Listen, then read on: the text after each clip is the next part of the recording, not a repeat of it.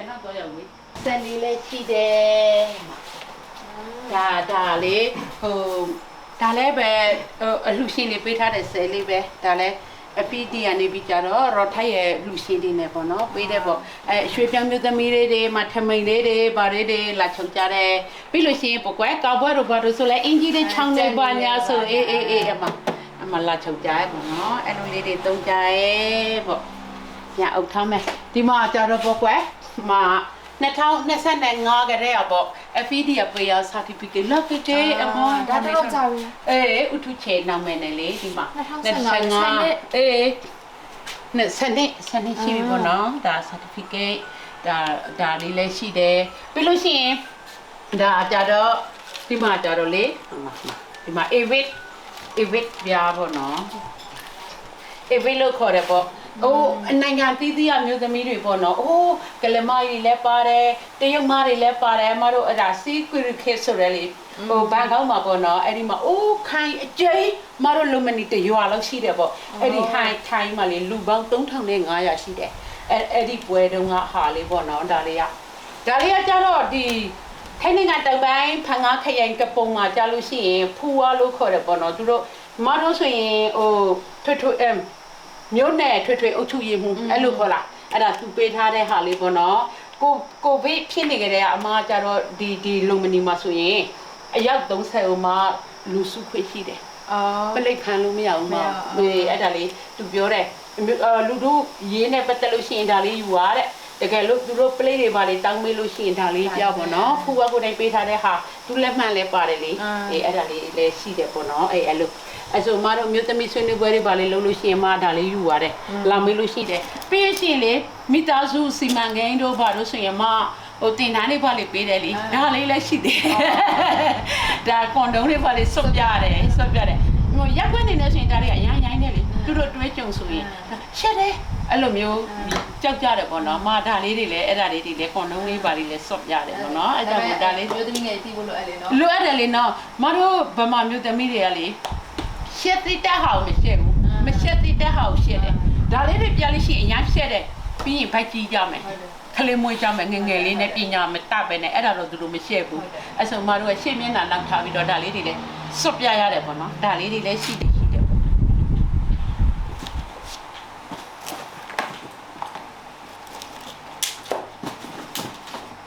ဒီမှာလက်အိတ်ပေါ့နော်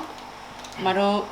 ဆေးထက်တဲ့ခါတည်းကြီးသုံးတယ်ပြီးလို့ရှိရင်မတို့ဘက်မှာဆိုတော့စိုက်ပျိုးရေးချမ်းဆိုတော့ဗုဒ္ဓဆေးတို့ဘာတို့သုံးတဲ့ခါတွေလည်းရှိတယ်ပေါ့နော်အဲ့ဆိုရင်သူတို့ဒီလိုလက်အိတ်လေးတွေဝတ်ပြီးတော့သုံးပါပေါ့အဲ့လိုလေးနီလာလေးတွေလည်းပြီးတယ်ဗုဒ္ဓဆေးသုံးတယ်ဒူးရင်မြေတို့ဘာတို့ဆိုရင်ဗုဒ္ဓဆေးထမ်းတယ်လေဆိုသူတို့နားမလည်ဘူးလေအဲ့လက်မပါပဲကင်တယ်ပြီးဟိုပေါ့ဒီပေါ့အဲ့ဆိုမှလက်အိတ်လေးသုံးပါလက်အိတ်လေးပြီးတယ်အများကြီးဆုံး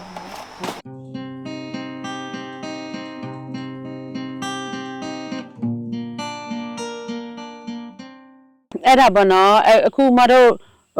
ပညာစိုက်တစ်ခုမှပေါ့နော်အဲ့ဒါလောက်အခါမရဘူးပေါ့နော်တထေးရပေါ့နော်ပိုက်ဆံလိမ့်တယ်ဆိုပြီးတော့အဲ့ဒါမျိုးပေါ့လောက်သမားကိုလက်နှောင်ကြိုးတွေဖမ်းတုပ်ပြီးတော့ဒုံနဲ့ရိုက်တာလေပညာစိုက်မှလေပေါ့နော်ဒုံနဲ့ရိုက်တာလင်မယား2ယောက်ပေါ့အကျွေးမပေးဘူးလိန်ထွက်ပြေးတယ်ဘာညာဆိုပြီးတော့အဲ့တစ်ပင်မှလေအဲ့လိုလက်နှောင်ကြိုးတွေဖမ်းပြီးတော့လေကျမတို့ပညာဆိုင်မှာဆိုရင်အိတ်ဆောက်လို့ရှိရင်ပြုံးတင်လို့ခေါ်တယ်လေတစ်လုံးလေးတွေရှိတယ်အရမ်းမားတယ်လေပင်လေတစ်လေရေကြောင်းထဲမှာပင်လေထဲမှာနေတဲ့ဟာလေးပင်လေကမ်းနားမှာနေတာအဲ့ဒါနဲ့ရိုက်တာအဲ့ဒီယောက်ျားမှာဆိုရင်လေမျက်လုံးတွေထွက်ပြီးစီအိတ်လေးကွဲပေါ့နော်စီတွေးတွေပါတွေထွက်အဲ့လောက်ထိဖြစ်ခဲ့ဘူးတဲ့ပေါ့နော်အဲ့ဒါနဲ့မ FED နဲ့လက်တွဲပြီးတော့ပဲတိတ်လေးပေါ့နော်ခိုးပြီးတော့အလုတ်တန်းရနေပြီးပဲပေါ့ဖုံးဆက်ပြီးတော့ကူညီပေးတယ်ပေါ့အလုတ်သမားဘယ်လိုဖြစ်နေတယ်ဘာညာတွေဖြစ်နေတယ်ပေါ့နော်မအဲ့လိုကူညီပေးခဲ့ဘူးတာတွေရှိတယ်အဲ့ဒီခါကျတော့နောက်တော့အဲ့ဒီခါတလေကြာရင်ကျမတို့မြန်မာတွေကလည်းပြင်ပန်းနေပေါ့နော်မြန်မာချင်းကသိစာမရှိဘူးပေါ့တထေးကိုမျက်နှာလိုပြီးတော့ဒီဝန်နာတို့ဘာတို့ဆိုတာပြန်ပြောကြတယ်လေနော်ဘသူကဘယ်လိုတိုင်တာပါညာအဲ့လိုလေးပေါ့နောက်ဆုံးကျတော့တထေးတွေသိသွားတယ်ရိတ်မိသွားတယ်ပေါ့နော်ကျမတို့တိုင်တာပြူတာဆိုရိတ်မိတဲ့ခါကျတော့အဲ့ဒီကျမတို့ချိတ်ချောက်တာပေါ့ကျမတို့လုံမနီလွန်လို့ရှိရင်အဲ့ခောက်ဆက်ဆိုတဲ့ဟာရှိတယ်ပေါ့နော် တောင်တအားမတဲ့အဲ့လိုငွေလင်းငွေကောက်တင်နေပေါ့နော်အရင်တုန်းကဆိုရင်အဲမှာလေလူလေတက်တာပြီးတော့လာပစ်ချတဲ့အဲ့ဒီဂျိုက်သေးဘူးပေါ့နော်ဒါကြောင့်မလို့မြန်မာလို့ဆိုရင်အလောင်းတောင်ပေါ့နော်ခေါင်းဆော့လို့သူတို့ခေါ်တယ်ပေါ့အဲ့ဒီတောင်ရှိတယ်အဲ့ဒါနဲ့အဲ့ဒီလုတ်သမားခေါင်းဆောင်တွေကပေါ့နော်ကျမကိုချိတ်ချောက်တယ်အေးသူ့ဘောလှုပ်ထဲမှာပေါ့ကျမတို့ပေါ့စပြီးလို့ရှိရင်ပေါ့ဟိ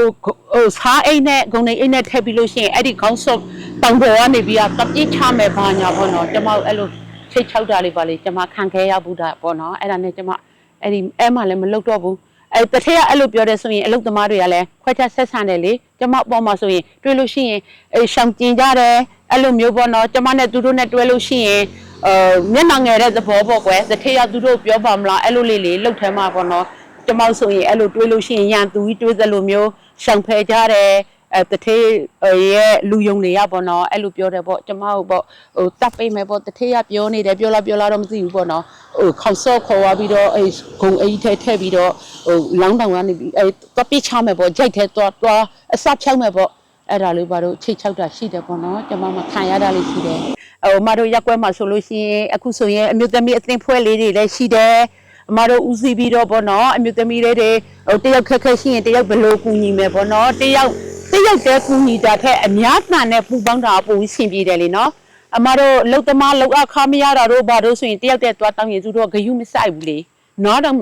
ခံအစင်ကျမတို့အများနဲ့သွားတယ်အများအတန်နဲ့ပြောတယ်တစ်ခါမရရင်နှစ်ခါပြောတယ်အမတို့အဲ့လိုတွေဟို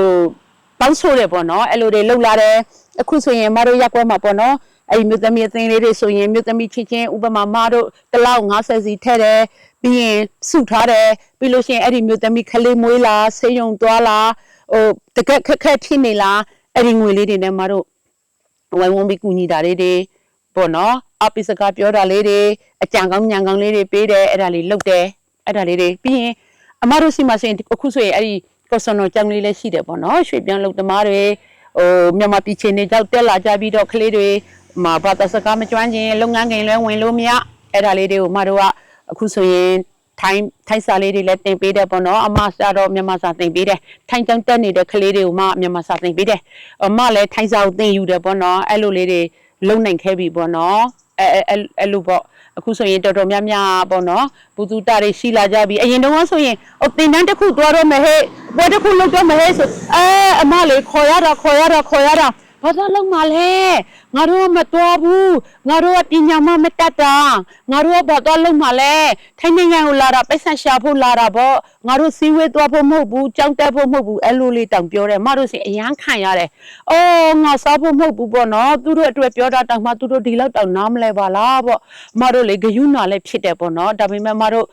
စိတ်မလျှော့ခဲ့ဘူ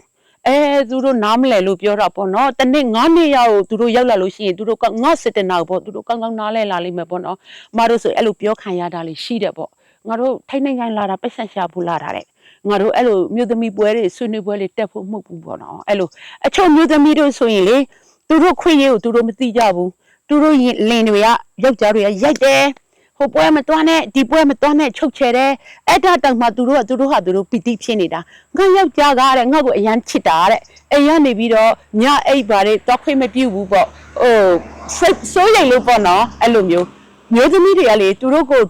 သူယောက်ျားပေါ့ချစ်နေလားဟို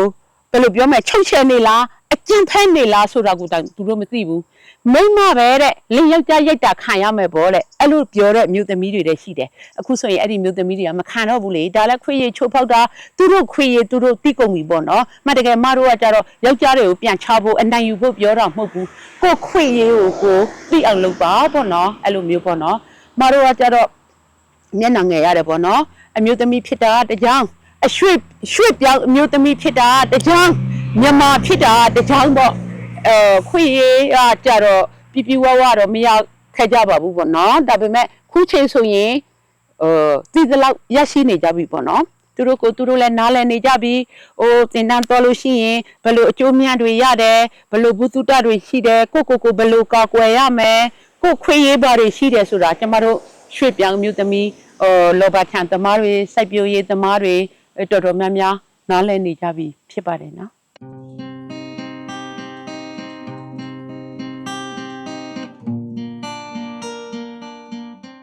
်အခုရွှေ့ပြောင်း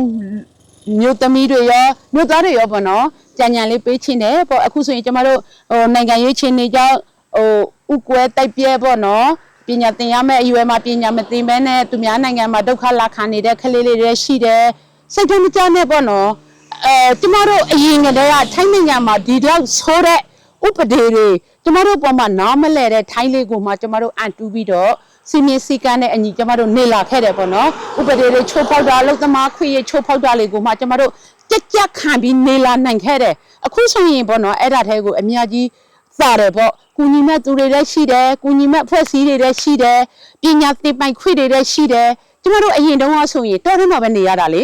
မျိုးကိုတောင်ထွက်ခွင့်မရှိဘူးလေအခုဆိုရင်မြန်မာနိုင်ငံလိုပဲလေကိုဘာလုပ်ချင်လဲခွေရကုန်ရှိတယ်ဖုံပြောမလားဆိုင်ကယ်စီးမလားကားဝယ်စီးမလားဥပဒေနဲ့အညီနေဖို့ပဲလိုတော့တယ်ပေါ့နော်ချိုးတွေကဘယ်လိုလဲဆိုတော့ဥပဒေနဲ့အညီမနေဘူးလေဘူးရစေဝါသုံးဆွဲတာတို့ပေါ့နော်ငါမှာထောက်ထပ်ပြီးဆုံးတယ်ဆိုပြီးတော့အော်ကြီးဟိတ်တယ်လောက်တာတို့လမ်းမှာဗျံပတာအော်ပြီးသွားတာတို့ချိန်မတော်ခမတော်ထိုင်းတွေနဲ့ပြန်ပြီးပြဿနာရှာတာတို့ရန်ဖြစ်ကြတာတို့အဲ့ဒါလေးလည်းရှိတယ်ပေါ့နော်အဲ့ဒါလေးမလောက်ကြဖို့ပေါ့နော်သူတို့ကပတ်မှန်ပြီးလို့ဥပဒေရဖန်ပြီးစီးပြီးလို့ကျမတို့မြန်မာနိုင်ငံပြန်ပို့မယ်ဆိုရင်လည်းကျမတို့ကစစ်မှုထမ်းဥပဒေဝင်ရမှာဖြစ်တယ်နော်တော့ဝင်လည်းတွားသေးတာနဲ့တူတူပဲလေအဲ့ဆိုတော့ကျမတို့ကမပြန်ရလေအောင်ပေါ့နော်ဘယ်လောက်လည်းမကြတော့ဘူးပေါ့နော်ငိမ့်ချန်သွားမှာပါဒါကြောင့်မလို့ကျမတို့ကဥပဒေနဲ့အညီစီမီစကန်နဲ့အညီနေကြဖို့ပေါ့နော်စိတ်ဓာတ်မကြဘဲနဲ့ချွေတာနေတဲ့လောက်ချွေတာဖို့မကုံသေးတဲ့ဟာမကုံစေဖို့ပေါ့နော်အဲ့ဒါလေးတွေကိုလည်းပြောချင်ရင်အောက်ပိစကားပြောပါတယ်ရှိ